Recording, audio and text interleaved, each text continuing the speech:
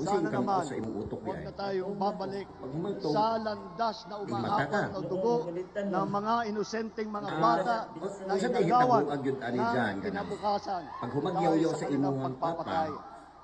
gidiretso Hindi nimo na tayo og pwedeng himo ganun. ang maong Huwag tayong papayag na bumalik pagsuntok or ang natog ka o Pilipinas una? sa panahon ng dilim. Natog Huwag ka tayong una. papayag na ang Pilipinas ay babalik sa panahon ng lagim.